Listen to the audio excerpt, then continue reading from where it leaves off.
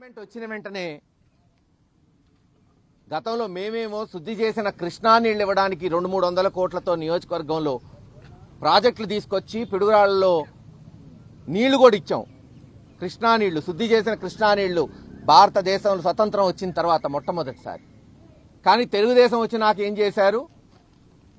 ఆ నీళ్ళు ఇవ్వలాక చేతగాక కలుషిత నీళ్ళు ఇస్తే డయేరియాతో, బాబు క్యాన్సరో గుండెపోటో కాదు, నీళ్లు దాగి డయేరియాతో పాపం పిడుగురాళ్లలో 5-6 దాచేపల్లి 2 చచ్చిపోయారు. దిక్కులేదు వాళ్ళకి. ఇప్పటివరకు ఎక్స్గ్రేషియా కూడా ఇవ్వలే ఈ చెత్త ప్రభుత్వం.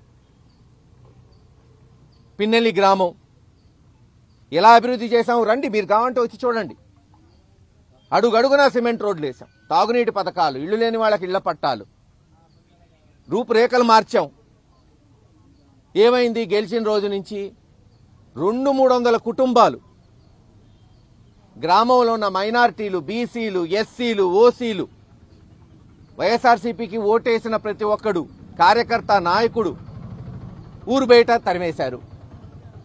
పోలీసులు అడ్డం పెట్టుకొని ఒక సైడ్ పోలీసులు కొడుతున్నారు, ఇంకో సైడ్ తెలుగుదేశం నాయకులు స్వైర విహారం. పిల్లలు, ఆడవాళ్లు ఈరోజు గుంటూరుకు వచ్చి పాపం సెక్యూరిటీ గార్డులాగా చిన్న చిన్న పనులు రోజు కూలికి పోయి చేసుకుంటున్నారు చాలా కుటుంబాలు, ఎస్సీల్లో, బీసీల్లో, మైనారిటీలు. ఎడనుందా 200-300 కుటుంబాలంటే ఈ రోజున సుమారు 800 నుంచి 1000 మంది. గతంలో ఎప్పుడన్నా విన్నామా? పోనీ ఇదే గ్రామంలో చూసామా? దీనికా మీకు అధికారం ఇచ్చింది? దీని కొరకేనా? పాపం 3-4 రోజుల క్రితం ఎస్సీ నాయకుడు అత్యవసర పరిస్థితుల్లో 17-18 నుంచి ఊరు బయట ఉంటుంటే 18 నెలల నుంచి అత్యవసర పరిస్థితులు వచ్చి ఊర్లోకి పోతే, ఇంట్లో ఉంటే ఇంటి మీద దాడి చేసి ఇష్టానుసారం అతన్ని తల మీద కొడితే అక్కడికక్కడే అన్కాన్షియస్ అయిపోయాడు, కోమాలోకి వెళ్ళిపోయాడు. వాళ్ళ తమ్ముళ్ళు పక్కన సహాయం చేసి అంబులెన్స్లో తీసుకెళ్తూ పోలీసులకు ఫోన్ చేస్తే స్పందన లేదు. అక్కడున్న సిఐఎస్ఐ అంటాడు మీరు ఊర్లోకి ఎందుకు వచ్చారంటాడు. ఏం మీ జాగిరాయింది? ఎవరూర్లోకి వాళ్ళు వస్తారు? తప్పు చేసిన వాళ్ళని, కొట్టిన వాళ్ళని అరెస్ట్ చేయాల్సింది పోయి వాళ్ళకి వంత పాడుతున్నాడు అక్కడున్న సిఐ భాస్కర్ రావు, ఎస్ఐలు.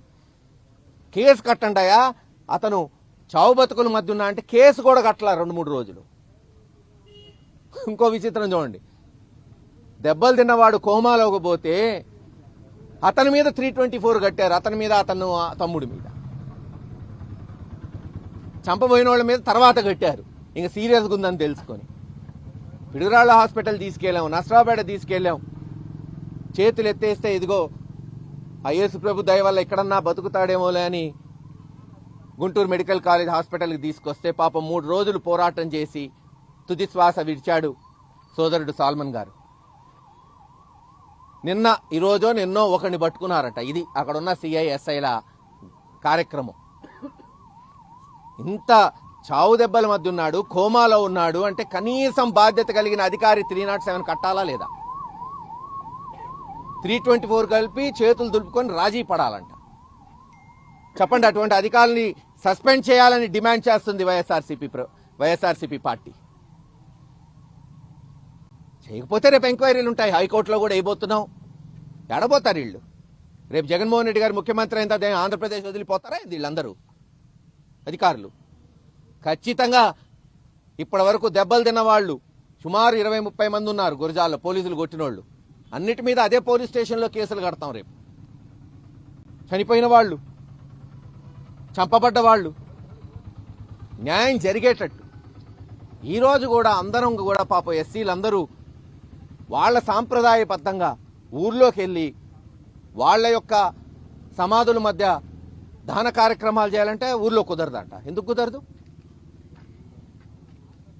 శాంతి భద్రతలు కాపాడాల్సింది పోలీసులు. అమరావతిలో కూర్చొని చంద్రబాబు నాయుడు గారు నీతులు చెప్తే కాదు, క్షేత్రస్థాయి ఉండాలి కదా. నీతి ధర్మం అనేది మాట్లాడేది కాదు, పాటించేది. 18 నెలల నుంచి 1000 మంది పాపం ఊర్లో లేకపోతే అనేక మందికి పిటిషన్లు పెడితే స్పందించిన వాళ్ళు లేడు. ఇది వాళ్ళు చెప్పే రాజ్యాంగం, ఇది వాళ్ళు ఇచ్చే పాలన. ఖచ్చితంగా దీని మీద పోరాటం ఉంటుంది. ఈరోజు ఊర్లోకి పోయి మరి వాళ్ళ సాంప్రదాయ పద్ధతిగా దానం చేయడానికి ప్రయత్నిస్తాం. జగన్మోహన్ రెడ్డి గారు కూడా దీని మీద స్పందించారు.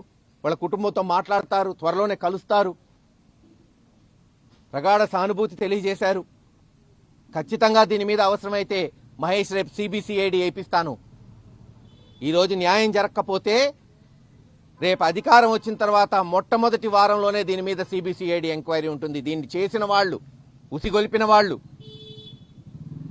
మీకేం చేసిరండి నేనున్నానని చెప్తున్నా ఎరపతినేని శ్రీనివాసరావు. మేము కేసులు చూసుకుంటున్నా ఉంటున్నా ఈ సిఐఎస్ఐ అందరినీ తీసుకొస్తాం, రేపు బజార్కు లాగుతాం. ఒక మనిషి చనిపోయాడు, అమాయకుడు. పునేతను ఏమైనా ఫ్రాక్షన్ నాయకుడా, గొడవ పెట్టుకున్నాడా, ఏమన్నా తిట్టాడా? ఆయన ఇంటికి ఆయన పోయాడు.